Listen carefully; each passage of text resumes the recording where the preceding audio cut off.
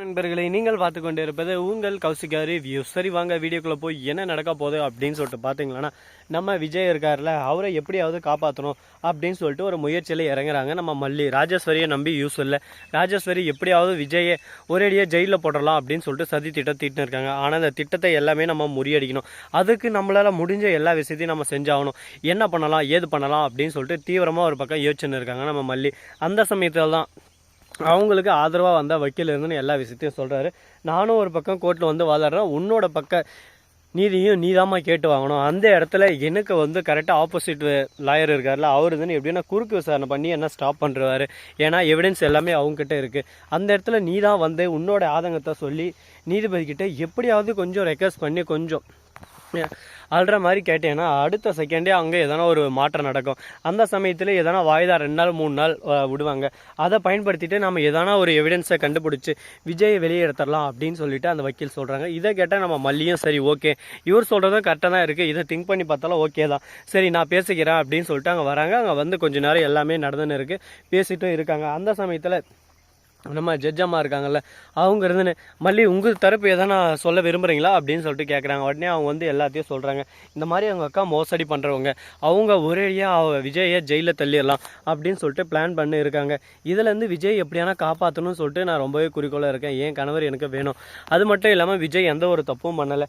அவரோட அமௌண்ட்டு, அதாவது company profit எல்லாமே ஆல்ரெடி அவர் வித்ட்ரால் பண்ணார். வித்ட்ரால் பண்ண அமௌண்ட் அவர் அக்கௌண்ட்லேருந்து எங்கே போச்சு அப்படின்ற டீட்டெயில்ஸ் மொத்தமாக பேங்க்லேருந்து எங்களுக்கு சப்மிட் பண்ண வேணும். அவர் வந்தால் தான் இதெல்லாம் பண்ணுவோன்னு சொல்லிட்டு சொன்னாங்க. உங்கள் கோர்ட் ஆர்டர் மூலமாக அங்கே என்னென்ன இருக்கோ எல்லாத்தையும் அவங்க கொடுத்தாங்கன்னா அது இந்த கேஸ்க்கு ரொம்பவே யூஸ்ஃபுல்லான இருக்கும்.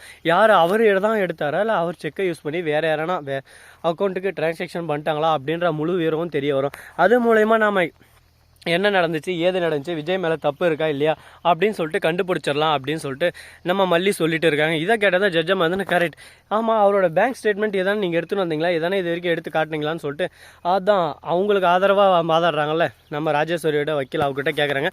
இல்லை மேடம் அது எதையும் நாங்கள் எட்டுன்னு வரல, என்ன இவ்வளோ கேர்லெஸ்ஸாக இருக்கீங்க, நீங்கள் மல்லி சொல்கிறத பார்த்தா நீங்கள் பண்ணுறது ரொம்பவே போர்ஜர் மாதிரி இருக்கு, இதெல்லாம் நீங்கள் ஃபஸ்ட்டு பார்த்துருக்கணுமே, விஜயை காப்பாற்றுற நினப்பில் இருந்தால் இதெல்லாம் பார்த்துருப்பீங்க, என்ன வேலை செஞ்சுருந்தீங்க ஏன் பார்க்கல.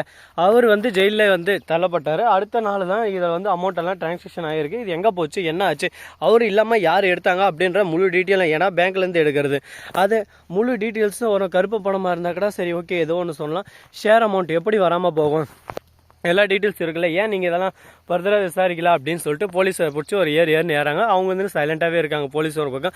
ஏன்னா எல்லாருமே நம்ம ராஜேஸ்வரியோட கூட்டாளிகள், அதனால எல்லாரும் சைலண்ட்டாக தான் இருப்பாங்க. அது மட்டும் பார்ட்னர்ஷிப் நீங்கள் தான் கேஸ் போட்டிங்க அப்படின்னு சொல்லிட்டு கேட்க ஆமான்னு சொல்லிட்டு சொல்கிறாங்க. சரி ஓகே நாளைக்கு மல்லி நீங்கள் போயிட்டு பேங்க்கில் எல்லாமே விசாரிங்க, எல்லா எவிடன்ஸும் கேளுங்க, உங்களுக்கு ஒரு போலீஸை நாங்கள் கூட அனுப்பிச்சி வைக்கிறோம் அப்படின்னு சொல்லிட்டு சொல்கிறாங்க. யாரை அனுப்பிட்டோம், இவர் அந்த கேஸ் சம்மந்தப்பட்டார் இவரே அனுப்பிட்டோம்னு சொல்லிட்டு கேட்குறாங்க. இவர் வேணாம் வேறு யாரனா அனுப்புங்கன்னு சொல்லிட்டு லேடிஸ் போலீஸை கூட்டின்னு போகிறாங்க. நம்ம சந்திரகாந்தாவை அனுப்பிச்சி விட்றாங்க. சந்திரகாந்தா மேடம் அந்த இடத்துல தூள் கலப்போம், ஒரு பக்கம் பட்டையை கிளப்போம். ஏன்னா அவங்க சும்மாவே அதிரடியான ஸ்பீச்சுங்க.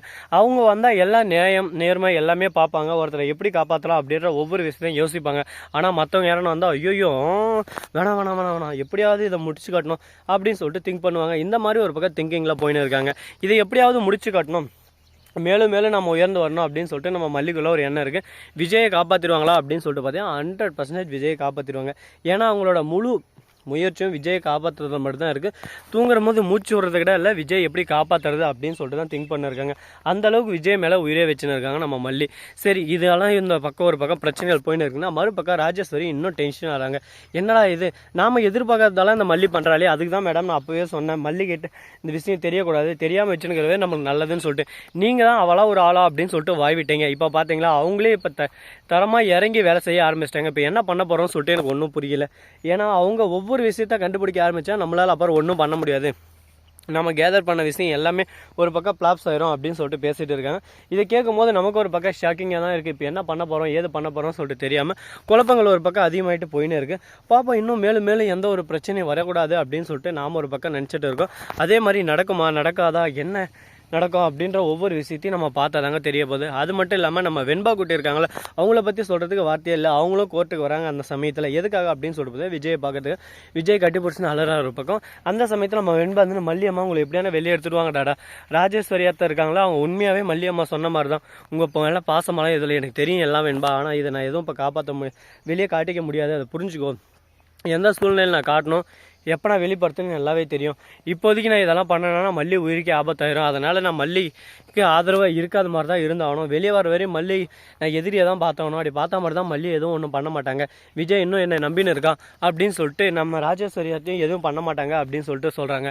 அதுவும் உண்மைதாங்க. நம்ம மல்லிக்கு ஆதரவாக விஜய் பெஸ்ட்டாக அடுத்த செகண்டாக மல்லி என்ன பண்ணலாம், வெண்பாவை என்ன பண்ணலாம் அப்படின்னு சொல்லிட்டு திட்டம் தீட்ட ஆரம்பிச்சிருவாங்க. இப்போ இவங்களுக்கே முழு சப்போர்ட் இருக்கிறதுனால எந்த ஒரு திட்டமும் தீட்ட மாட்டாங்க. இந்த பிரச்சனை இப்படியே சுமூகமாக முடிச்சிடலாம் தான் யோசிப்பாங்க. இந்த பிரச்சனையை சுமூகமாக முடித்து என்ன பண்ண போகிறாங்க, ஏது பண்ண போகிறாங்க, இதுக்கு மேலே எதுவும் பிரச்சனை வராதா அப்படின்ற ஒவ்வொரு விஷயத்தையும் நாம் கண் கூட தெரிஞ்சுக்க தான் போகிறோம். அது மட்டும் இல்லாமல் இன்னும் இன்ட்ரெஸ்டிங்காக நிறைய விஷயங்கள்லாம் நடந்துருக்குங்க. அதை அடுத்தடுத்த வீடியோவில் நீங்கள் தொடர்ந்து தெரிஞ்சுக்கணும்னு சொல்லிட்டு நினைக்கிறீங்களா? அதுக்கு நீங்கள் பண்ண வேண்டியது மறக்காமல் நம்ம சேனலை சப்ஸ்கிரைப் பண்ண நண்பர்கள் சப்ஸ்கிரைப் பண்ணுங்கள், லைக் பண்ணுங்கள், ஷேர் பண்ணுங்கள், டிண்டிங் மேலே தட்டி விட்டு போங்க. அப்போ தான் நாம் போகிற அடுத்தடுத்த வீடியோ உடனுக்குடன் வரும். மிக்க நன்றி. தேங்க்ஸ் ஃபார் வாட்சிங்.